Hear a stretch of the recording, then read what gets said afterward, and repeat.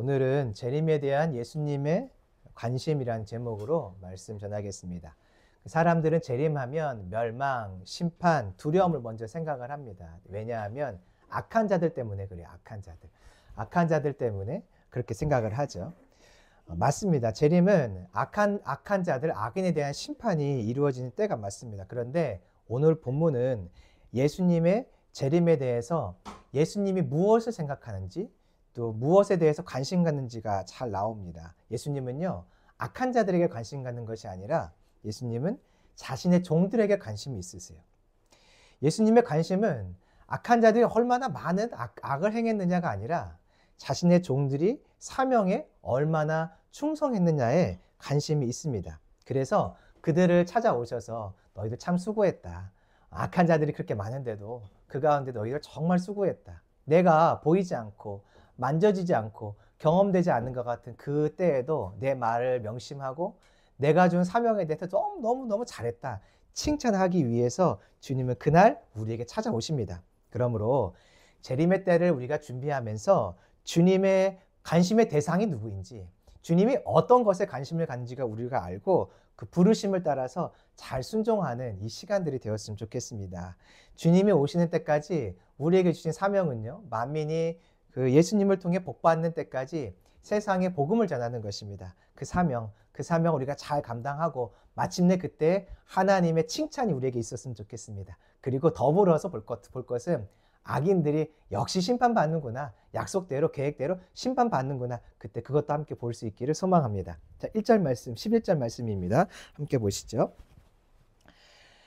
제자들과 몰려온 많은 사람들이 예수님의 말씀을 듣고 있었습니다. 잃어버린 자를 찾으러 오셨다는 그 말씀을 예수님을 통해 들었죠. 그때 예수님께서 비유로 말씀 한 가지를 더 하기 시작하세요. 이유가 무엇이냐면 11절 중간에 보시면 이는 하면서 이유가 나오죠. 예수님께서 예루살렘에 가까이 오시니까 사람들이 생각을 했어요. 이야, 드디어 그때가 왔구나. 성경에서 말하고 있는 메시아의 때가 드디어 왔구나. 저분이 우리의 왕으로 이제 오시겠다. 메시아로 오셨으니까 이제 로마 무너뜨리고 이 땅의 왕으로 다윗 때와 같은 그 번성하는 이스라엘 나라를 드디어 세우시겠구나. 사람들이 생각을 했습니다. 왜 그렇게 생각을 했냐면 이 유대인들은 경험이 있어요. 기록을 통한 경험들이 있어요. 출애굽의 때 이스라엘 백성들이 바로 왕 아래 통치 아래 있을 때 얼마나 힘들었어요. 그러나 하나님이 모세 한 사람을 보내니까 이스라엘 백성들이 그 강력한 애굽 왕 바로에게서 나올 수 있었어요. 자유를 얻을 수 있었죠. 이스라엘은 또 경험이 있어요. 사사기 시대에 많은 경험이 있습니다. 이스라엘 백성들이 가나안 땅에, 내 땅에 살고 있었지만 내 땅에 사는 그 백성들이 자유가 없었어요. 이방 나라들에 의해서 다스림을 받고 두려워해야 됐어요. 기드온은요, 미디안 때문에 너무너무 두려워서 숨어서 타작을 할 정도였어요. 그러니까 이스라엘 백성들이 가나안 땅에 살았어도 주권이 없을 때 이방 나라에 의해서 압제당할 때 너무 힘들었는데 그때 하나님이 사람을 보내시면 말도 안 되는 역사가 일어났던 거예요. 그래서 이스라엘 백성들, 지금 유대인들은 생각하고 있어요. 저 예수가 그때 그 사사와 같은 역할을 하겠다. 모세와 같은 일을 하겠다. 다윗과 같은 일을 하겠다. 다 기대를 하고 있었죠. 사람들은요, 예수님이 이제 예루살렘으로 올라가시는 것을 보면서 드디어 그 나라가 임했어. 이제 곧 전쟁이 일어날 거야. 정복이 일어날 거야. 하면서 사람들은 생각했어요. 왜 그러하냐면 유대인들은 지금 악한 자라고 생각하는 로마인들을 계속 생각하고 있어요. 그들은 이들에 대한 생각에서 벗어날 수가 없어요. 그들을 우리의 지배자지. 그들은 우리를 복종시켰지. 이 이방 나라를 향한 하나님의 마음은 무엇일까? 사사기 때와 모세의 때와 같을 거야. 분명히 하나님은 저들을 심판하실 거야. 그들의 눈은 악한 자, 로마인들을 계속 생각하고 있어요. 그러니 하나님께서 예수님을 통해서 그들을 정복하시고 우리에게 자유를 주실 것만 생각하시죠. 자, 그런데 사람들은 그렇게 생각했는데 예수님은 아니었어요. 예수님은요, 조금 달랐어요.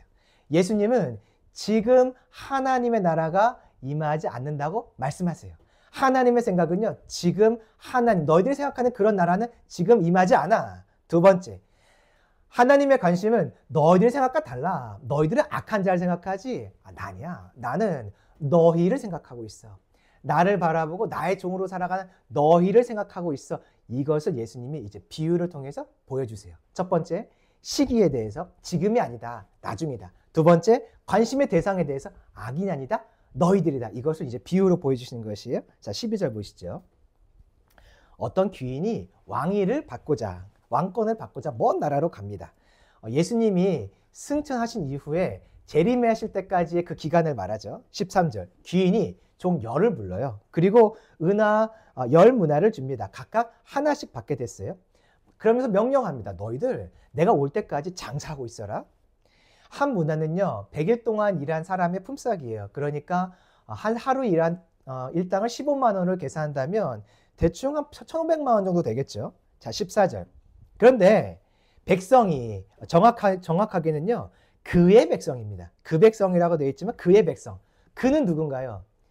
이 귀인을 말하는 것이. 그러니까 이 귀인의 아래에서 통치함을 받고 이 귀인 아래에서 다스림을 받고 있었던 이 백성들이 이 귀인을 미워합니다. 그래서 이 귀인이 왕권을 받고 돌아오려고 갔는데 이 사람을 미워하니까 뒤로 몰래 사람을 보내요. 그래서 이 귀인에게 왕권을 줄 사람에게 사람을 보내서 말하죠.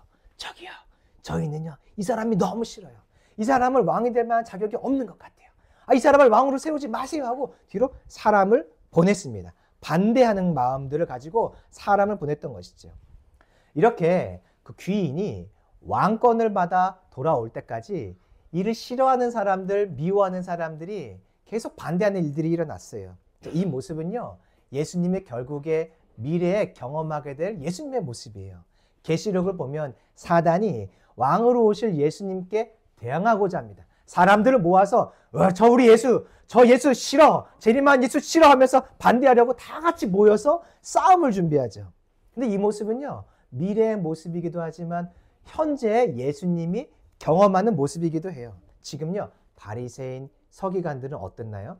예수님이 왕이 되는 게 싫어요. 예수님이 우리의 메시아인 것이 싫어요. 믿지도 않고 싫어요. 그래서 문제를 삼아 예수님을 죽이려 하죠. 그러니까 현재의 상황이 곧 예수님의 재림의 상황과 똑같아요. 지금이나 가까운 미래, 먼 미래나 항상 악인들은요 왕으로 오실 예수님을 반대합니다. 그러므로 만약에 지금 가까운 시기에 이 왕으로 오실 예수님을 반대한 자들 심판을 받는다면 우린 예측할 수 있어요. 마지막 때에도 예수님의 오심을 반대한 자들은 분명히 심판받겠구나. 만약에 이 악인들이 가까운 미래에 심판받게 된다면, 하나님께 징계받게 된다면 우리는 예측할 수 있어요. 그렇다면 예수님이 왕으로 오는 것을 반대하는 자들은 마지막 때에도 반드시 심판받겠구나. 이건 뒤에 나오거든요. 15절. 자, 이제 갑자기 상황이 바뀌어요. 귀인이 왕위를 받아서 가지고 돌아옵니다. 잘 보세요. 14절에서 악한 자들은요, 이 귀인이 왕이 되는 것을 반대했나요? 찬성했나요? 반대했어요. 그래서 안 좋은 계획들도 꾸몄죠. 자, 그런데 결과적으로 이 귀인은 왕권을 받아서 갖고 옵니다. 자, 사람들은 반대했는데 결과적으로는 받아서 와요. 그럼 질문해 볼 수 있겠죠. 자, 왕이 되는 것을 반대했던 사람들의 계획은 성공한 것인가요? 실패한 것인가요? 실패했어요. 또 질문해 볼게요. 그들의 행동과 그들의 마음과 그들의 결정이 이 귀인이 왕권을 받아오는데 영향을 주나요? 주지 못하나요? 전혀 주지 못한다는 것이에요. 그럼 또 질문해 볼 수 있어요. 왜 이렇게 됐을까? 왜 그들의 계획은 실패했을까? 많은 사람들이 반대하고 있었는데 왜 그들의 계획이 실패했을까? 제 생각에는요, 로비를 잘 못한 것 같아요. 로비를 하려면 돈을 좀 펑펑 써야 되거든요. 넉넉히 가져가서 우리는 이 사람을 싫습니다. 다른 왕 세워주세요 하면서 로비를 넉넉히 해야 되는데 돈을 좀 아꼈던 것 같아요. 그래서 이 왕권을 주는 사람이 이들이 보낸 사람들의 말을 듣고 선물도 받았겠죠. 그런데 마음이 별로 안 움직였어요. 또 왜 이렇게 실패했을까? 계획이 아마 이 왕권을 주는 사람에 대한 조사가 부족했던 것 같아요. 사람의 마음을 얻으려면요, 그가 뭘 좋아하는지, 뭘 싫어하는지, 어떤 것에 마음이 움직이는지 철저하게 조사해야죠. 그래서 그의 마음을 움직일 수 있는 말, 어떤 행동, 어떤 결정, 판단, 생각, 물건들을 가지고 갔어야 돼요. 그런데 아쉽게도 이들이 로비가 좀 부족했던 것 같고요. 지혜가 좀 부족했던 것 같아요. 그래서 이들의 계획이 실패한 것이죠. 그래서 이들의 계획이 실패한 것이죠. 아니에요. 이들의 계획이 실패한 것은 로비가 잘못돼서, 돈이 부족해서, 지혜가 부족해서가 아니에요. 단 한 가지예요. 이 귀인에게 왕권을 주려고 하는 분이 하나님이신데 그 하나님의 계획 때문이에요. 하나님의 계획이 바뀌지 않으니까 이들이 돈을 갖다 바치든 무엇을 하든 그를 위해서 무엇을 갖다 드리든 어떤 좋은 말로 아첨을 하든 관계가 없는 것이에요. 그분의 결정이 내가 이 귀인에게 왕권을 주겠다 계획하고 있기 때문에 사람들의 악인의 판단과 결정과 그들의 로비와 그들의 모든 방법이 다 쓸모없는 것이에요. 다 무의미한 것이죠. 여러분 기억하세요. 하나님은요, 예수님께 왕권을 주려고 하세요. 이미 주셨어요. 하나님은 예수님께 왕권을 주셔서 재림 때 그 왕이신 예수님을 세상에 보내실 것이에요. 그런데 이 일에 절대로 세상의 어떤 권세와 능력자와 힘 있는 자와 어떤 무리가 이것을 반대하고 이것을 막으려 해도 절대 막을 수 없다는 것이에요. 그래서 여러분, 악인이 어떻게 될 것인가, 악인이 어떤 계획들을 세우는가에 집중할 필요가 없어요. 어떤 계획을 세우라고 하세요. 어떤 방법들을 하라고 하세요. 아무리 많은 군대를 모으라고 하세요. 모든 무기와 최신의 무기를 다 준비하라고 하세요. 전혀 관계없어요. 무엇을 하든 하나님의 계획은 바뀌지 않으니 악인을 향한 하나님의 계획도 바뀌지 않아요. 악인들이 어떤 일을 해도 예수님 왕으로 오실 것이에요. 그러니 우리는 악인들 때문에 두려워할 필요가 없어요. 와, 지금 이 한국 땅을 보니까 이 나라가 악에 집어삼켜질 것처럼 보여요. 집어삼켜지고 있는 것처럼 보여요. 그래서 우리 마음에 야, 이거 하나님의 계획들 막히면 어떠나 걱정하지 마세요. 주님의 계획은 어떤 식으로든 반드시 이루어져요. 그가 막으려고 집중하고 있습니까? 그들이 막으려고 반대하고 있습니까? 걱정하지 마세요. 주님의 계획은 그들의 어떤 계획에도 불구하고 반드시 이루어집니다. 그러니 우리가 악인들에게 집중할 것이 아니에요. 우리가 할 것은 그 예수님의 관심이 무엇인가를 보고 예수님이 무엇을 생각하시는가를 보고 거기에 반응하는 것이에요. 자, 15절 보실까요? 15절에서 주인의 관심은 무엇이냐면 종들이 사명을 감당했나 이것을 계수하는 것이에요. 주인은 자기를 음해하고 반대하는 자들을 관심 갖지 않아요. 자, 여러분이요 리더가 되었다가 생각해 보세요. 그런데 이 리더가 될 때까지 나를 반대하는 사람들이 많이 있었고요. 나와 경쟁하는 사람들이 있었어요. 그런데 결국 내가 리더가 되어서 권세를 얻었어요. 여러분 그때 가장 먼저 무슨 일 하시겠어요? 내가 힘과 권세를 가졌는데 내가 이 자리에 올 때까지 너무너무 반대했던 자들이 있어요. 그럼 여러분들은 여러분이 힘과 권세를 가졌을 때 그때 가장 먼저 무엇 하시겠어요? 그때 가장 먼저 할 일은요. 반대한 자들을 정리하는 것이에요. 나 반대했지. 내가 이제 힘과 권세 얻었거든. 너희 그때 나한테 너무 악하게 했어. 너희들 나가. 더 이상 이곳에 있지 마. 미워서가 아니에요. 그런 자들이 계속 있으면 일이 안 돼요. 사명이 있는데 사명 감당이 안 돼서 그래서 말해요. 야, 너 조용해. 가만히 있어. 하면서 그들에게 말할 것이 너희들 나가라고. 더 이상 너희들과 함께 하지 못하겠다고 말할 것이. 왜냐하면 힘과 권세를 가지면요. 사람들은 첫 번째로 내가 이 일을 사명을 감당하는 데 있어서 반대하는 것들 정리하게 돼 있어요. 그런데 예수님이 이거 다 아시거든요. 다 아세요. 그런데 오셔서 가장 먼저 한 일은 반대하는 자들 정리한 것이 아니에요. 다윗과 솔로몬 한번 기억해 보시겠어요? 솔로몬에게 왕권을 줄 때 다윗이 말해요. 너 기억해라. 이 사람은 가까이 두기엔 조금 위험해. 너 기억해? 이 사람은 우리가 함께 하나님 나라를 세워가는 데 있어서 좀 반대가 있고 어려움들이 좀 있어. 기억해. 그랬더니 솔로몬이요. 왕이 되자마자 정리했던 것들이 있어요. 그 사람들을 정리하기 시작합니다. 기회를 먼저 줘요. 정리하기 시작해요. 이것이 원래 힘과 권세의 자리에 다시 들어갔을 때 그 일을 하기, 사명을 감당하기 위해서 해야 되는 첫 번째 일일 수 있어요. 그런데 주님은요. 이 귀인은요.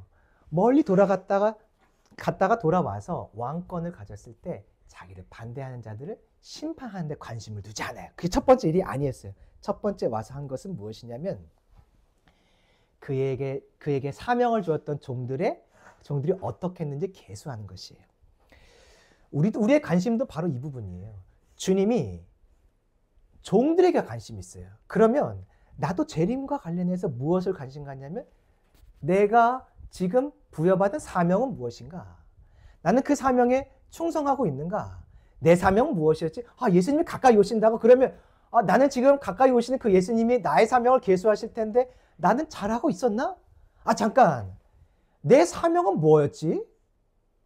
내가 왜 이 땅에 존재했지? 그것부터 돌아보는 것이 재림을 바라보는 주님의 관점인 것이죠.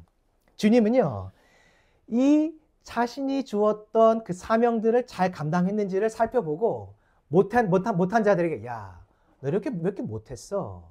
너 이것밖에 못했어? 그러려고 오시는 것이 아니라 정말 수고했다. 너 정말 애썼다 하며 나와 함께 이 천년왕국을 다스리자 하며 격려하시고 위로하시려고 주님은 그날 우리의 삶을 계수하시는 거예요. 보실까요? 자, 16절 한번 같이 읽어보겠습니다. 시작. 그 첫째가 나와 이르되 주인이여 당신의 한 문화로 열 문화를 남겼나이다. 한 문화를 받은 종이 말합니다. 주님, 전 열 문화를 남겼어요. 남겼다는 것은 노력했다는 뜻이에요. 그러니까 주인의 명령을 따라서 이 종은 열심히 노력했어요. 사명대로 애쓴 거죠. 자, 17절 읽어볼까요? 시작. 주인이 이르되 잘하였다 착한 종이여 내가 지극히 작은 것에 충성하였으니 열 고을 권세를 차지하라 하고. 주인이 말합니다. 야, 너 너무 잘했다. 너무 충성했어. 지극히 작은 것에 정말 충성했구나 하면서 열 고을 권세를 차지하라고 그에게 할 일과 함께 이 천년왕국을 다스려갈 수 있는 어떤 분깃들을 맡기시죠. 자, 18절 두 번째 사람이 옵니다. 읽어볼까요? 시작. 그 둘째가 와서 이르되 주인이여 당신의 한 문화로 5문화를 만들었나이다. 주인님, 저는 1개 주셨는데 5개밖에 못 남겼어요. 주인이 야, 좀 더 열심히 하지. 쟤 봐라. 10개 남겼잖아. 그렇게 안 하셨어요. 여기 보니까 칭찬한 내용이 나와 있지는 않지만 주인이 19절에서 5고을을 맡기는 것을 보면 주인의 마음은 똑같아요. 야, 애썼다. 5개나 남겼어? 너 진짜 잘했다. 충성했다. 어떻게 이렇게 잘했니 하면서 주인은 그에게 충성한 것에 대해서 칭찬을 했을 것이고 19절에서 그래서 그에게도 5개의 고을을 맡기죠. 주인의 마음은 똑같아요. 내가 한 문화를 맡기고 너희들 장사해라 명령을 했는데 주인이 멀리 갔다 오는 그 시간 동안에 연락도 안 되는 그 시간 동안 이 종들이 충성하고 노력하고 성취하려고 애쓴 거에 대한 기쁨과 감사가 있어요. 강아지 키우는 사람들이 왜 강아지 이렇게 기뻐하는지 아세요? 제가 강아지 키워봤더니 기쁨이 있어요. 뭐냐면 제가 아래서부터 척척척 계단을 밟고 올라오면 강아지가 제일 먼저 알아요. 이거는 나의 주인의 발걸음 소리다. 다른 사람의 주인 발걸음 소리와 주인의 발걸음 소리를 아주 명확하게 합니다. 그리고 강아지가 멍멍 짖으며 문 앞에서 꼬리를 흔들고 있어요. 나는 보이지 않아요. 소리만 나요. 덕, 덕, 덕, 띠띠띠띠, 철컥. 이 소리에 강아지는요 아주 기다리고 있었던 듯이 강아 막 펄쩍펄쩍 뛰고 꼬리를 치면서 멍멍 짖으면서 주인을 반겨줍니다. 주인이요, 사람이 강아지 키우는 이유가 있더라고요. 나를 기다려주고 내가 아침에 떠나고 돌아올 때 나를 기다렸다는 듯이 반겨주는 그 강아지가 너무 좋은 것이에요. 제가 그저께 금요일 철야를 마치고 토요일 새벽에 집에 들어왔어요. 아이들이 당연히 자는 시간이에요. 왜냐면 이른 시간이었기 때문에. 그런데 제가 나와서 부스럭부스럭 하면서 밖에서 일을 좀 하고 있었더니 아이가 깬 거예요. 깨가지고 그 새벽에 깨서 창문으로 아빠 왔냐고 인사를 해주더라고요. 순간 겁먹었어요. 뭐냐면 너무 빨리 깼다. 어떡하냐. 이 아침 이렇게 일찍 깼는데. 그런데 마음이 너무 기뻤어요. 무엇이냐면 아빠 내일 올게. 오늘 밤에 집에 없어. 같이 못 자. 내일 올게라는 그 말을 기억했다가 아이들이 새벽에 부스럭부스럭 밖에 소리가 나니까 아빠 왔구나. 기다렸다는 듯이 창문으로 저한테 인사하는 것을 봤을 때 기뻤어요. 나를 기다려준 아이들, 내 말을 기억해준 그 아이가 너무 기뻤던 것이에요.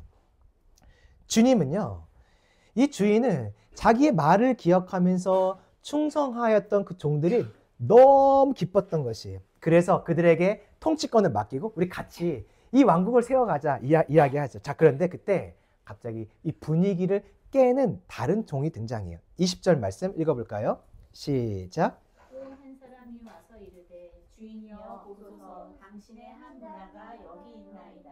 내가 수건으로 쌓아 두었었나이다. 한 종이 와서는 한 문화를 내놓습니다. 주인님, 저는 주인 떠난 동안에 이 돈을 잘 수건으로 쌓아두었어요.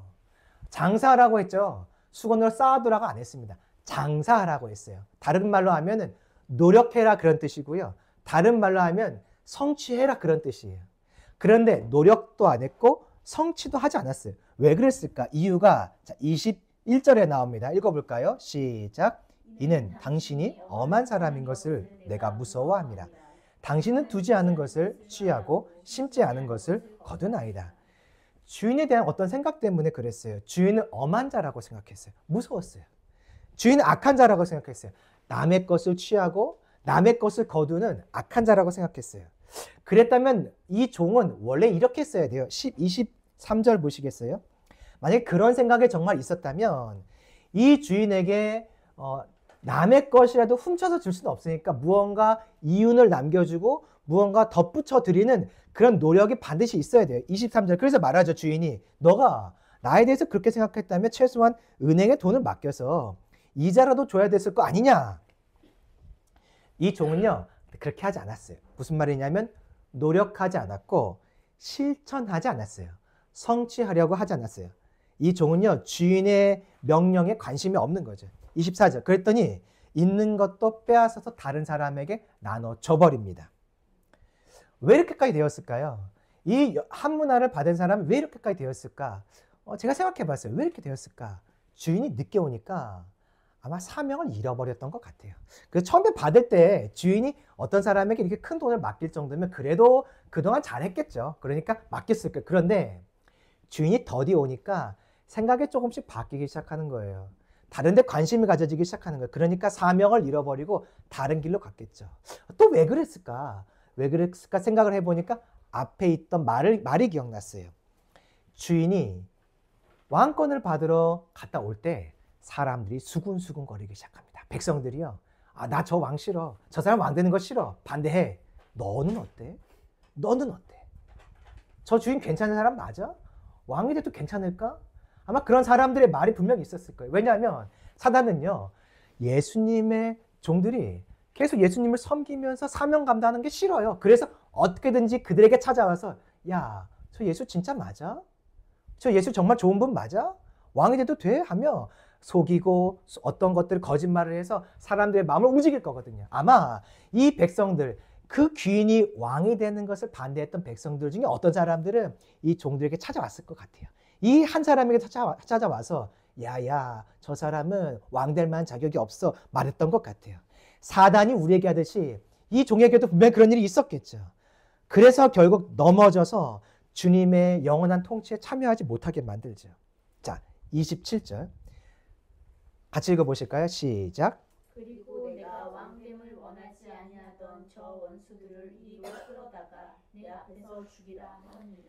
원수에 대한 결정과 판단은요. 계수함 뒤에 일어났어요. 26절까지 지금 나의 종들에 대한 예수님의 관심, 나의 종들이 어떻게 했나 보고 격려해주고 수고했다고 하고 충성했다고 말해주시고 그 다음에가 바로 악한 자들에 대한 심판이에요. 그러니까 재림하시는 그 예수님의 관심은요. 저 악한 자들에 대한 심판이 아니에요. 오늘 우리가 이 땅을 살아가다 보니까 이 나라에 있는 악한 자들, 그 세상에 있는 악한 자들을 보면서 주님 언제 저들 심판하시나, 언제 저들 정리하시나, 우리가 그것에 마음이 빼앗길 때가 있는데 여러분 그럴 수 있어요. 그들 심판 받아야죠. 그들 하나님께 정리하셔야죠. 그러나 우리의 첫 번째 관심은 그것이 아니에요. 우리의 주된 관심은 그것이 아니에요. 저 악한 자들이 이렇게 세상에서 주름 잡고 있구나. 그러면 나는 사명이 무엇이지?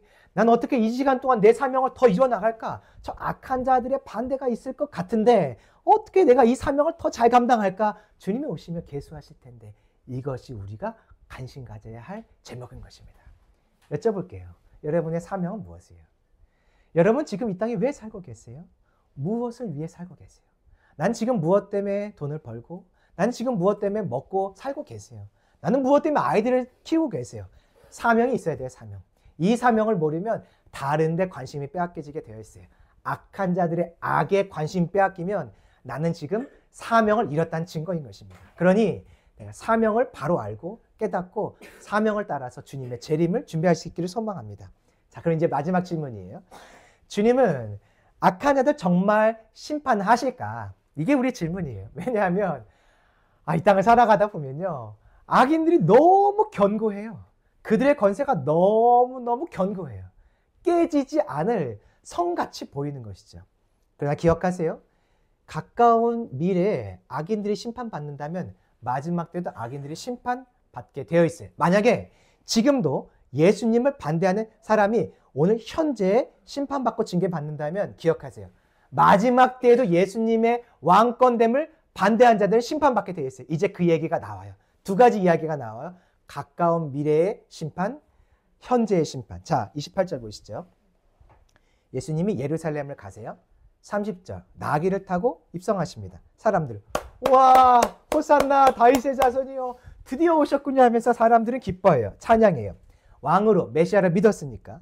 39절, 그런데요, 믿지 않고 반대하는 자들이 있네요. 한번 읽어볼까요? 39절 시작. 우리 중 어떤 바리새인들이 말하되 선생이여 당신의 제자들을 책망하소서 하거늘. 바리새인들은 이렇게 말해요. 예수님, 저들 책망하세요. 저 제자들 책망하세요. 왜 그랬을까요? 한 가지는 두려움 때문에 그랬을 것이에요. 이렇게 다 이스라엘의 왕이여 하며 높여드리는 일이 생기면 로마가 집중하기 시작해. 저들 반란들 일으키나? 그럼 유다가 다 같이 어려움 겪어요. 그러니까 아마 그 생각도 했을 것이. 또 한 가지는 무엇이냐면 예수님이 왕처럼 이스라엘 백성들 위에 서는 게 싫은 것이에요. 그래서 이 바리새인들은 예수님께 말하죠. 저 제자들 책망하세요. 지금 잘못된 일을 하고 있지 않습니까? 이렇게 반대하는 자들이 있는데 주님이 그때 이렇게 예수님의 왕권을 반대하는 자들을 향해서 알려주신 것이 있어요. 44절. 너희들 돌 하나도 돌 위에 남지 않고 결국 이 예루살렘 성전 다 무너질 거야. 언제 이르냐면 AD 70년 가까운 미래에 있어요. 약 한 40년 정도 뒤에 일어날 일을 말씀하고 계세요. 그러니까 가까운 미래에 무엇이냐면 유대인들이 예수님 왕이 된 거 싫은 것이에요. 예수님 왕권이 싫은 것이에요. 왕권이 받는 것을 싫고 예수님을 반대하는 자들은 가까운 미래에 심판받고 정리되고 되어 있네요. 그렇죠? 그렇다면 마지막 때도 그들은 심판받을 것이에요. 자, 한 가지만 더 볼게요.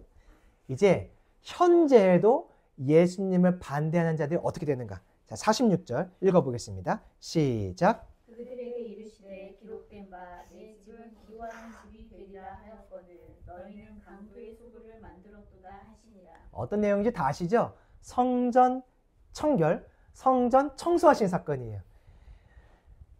성전이요, 강도의 소굴이 되었어요. 이게 기도의 집인데 강도의 소굴이 되어버렸어요. 예수님이 성전을 정리해버리세요.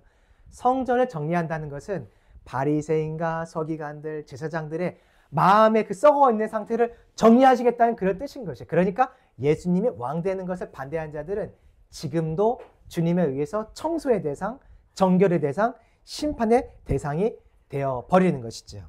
그러므로 여러분 기억하세요. 현재에도 예수님의 왕됨을 반대한 자들이 심판받고 가까운 미래에 심판받는다면 예수님 오실 때 악한 자들 반드시 심판받아요. 그러니 그들에 대해서 집중하고 두려워할 것이 아니라 내게 주신 사명과 내가 이 사명을 잘 감당하고 있는지 이거 한 가지에 집중하면서 살아야 된다는 것이에요. 예수님은 재림의 때를 이것을 바라보면서 야야야 나 이제 곧 갈 거야 갈 건데 너 내가 준 사명 잘 감당하고 있어? 지금 놓쳤구나. 시간이 너무 오래 걸렸지? 미안해. 내가 아직 하나님의 뜻이 아니어서 내가 아직은 못 가. 근데 기억해. 나는 못 가더라도 너는 내 명령을 기억하고 내 명령대로 살아줬으면 좋겠어. 나중에 있잖아 힘든 가운데도 너희들 수고한 거 내가 다 보상해 줄게. 그러니까 지금 내가 없지만 보이지 않지만 내 음성이 들리지 않는 것 같지만 너희들 내 뜻대로 잘 살아줬으면 좋겠어. 이거 주님의 마음입니다. 주님은 우리가 그렇게 살기를 바라세요. 우리가 이 사명을 향해 걸어가는 길에는요, 악한 자들의 반대가 있을 것이고 핍박도 있을 것이에요. 그러나 그럼에도 불구하고 기억하세요. 그들이 심판받는다는 것이에요. 그러니 나는 예수님의 관심, 나예요, 나. 그가 아니라고요. 나예요, 나. 저 사람 아니라 나라고요, 나. 주님은 나한테 관심 갖고 계세요. 내게 준 사명, 그 사명을 잘 감당하면 그에게 보상과 위로와 격려와 축하와 감싸 주심을 줄 그 날을 기억하고 계세요. 그러니 사명 잘 감당합시다. 예수님의 재림을 기억할 때 사명 잘 감당합시다. 이 땅의 어두움과 악함을 볼 때 사명 잘 감당한 자리로 들어갑시다. 우리가 북한을 위해 항상 기도해야 됩니다. 북한을 보면 우리의 마음에 가장 먼저 떠오르는 그 한 사람이 있어요. 여러분은 북한 하면 누가 떠오르세요? 어떤 한 사람의 그렇죠. 이름이 생각난단 말이죠. 악한 자가 생각나요. 그래서 우리 마음속에 하나님, 저 악한 자를 좀 정리해 주세요. 저 악한 자를 좀 심판해 주세요. 여기에 우리의 마음이 빼앗기면서 그의 건재함과 그의 어떤 모습들을 보면 막 화가 납니다. 분노가 치밀어 오른다고요. 그러나 지는 것이에요. 그게 아니라 주님, 저 악한 자가 여전히 있네요. 분명히 가까운 미래에 심판하실 것이 믿습니다. 주님 대신에 저 땅에 복음이 선포되게 해주세요.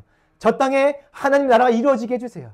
그래서 저 지하의 교인들이 일어나게 하시고 저 땅에 복음이 선포됨으로 저 영혼들이 육신의 죽음을 당하기 전에 영원한 하나님 나라에 대한 소망을 가질 수 있도록 도와주세요 하며 우리의 사명, 그 땅에 있는 남아있는 그리스도인의 사명을 잘 감당하기를, 또 우리가 복음통의 사명을 잘 감당하기를 기도한다면 우리는 거짓에 속지 않고 지지 않고 재림의 때를 잘 준비한 사람이 될 줄 믿습니다. 이번 한 주간 북한에 대한 이슈가 혹시 들리신다면, 기억이 나신다면 기억하세요. 악한 자에 대한 분노가 아니라 사명자, 부르심 받은 자들의 사명을 잘 감당하기를 기도한다면 여러분은 재림의 때를 잘 준비하는 것이 될 줄로 믿습니다.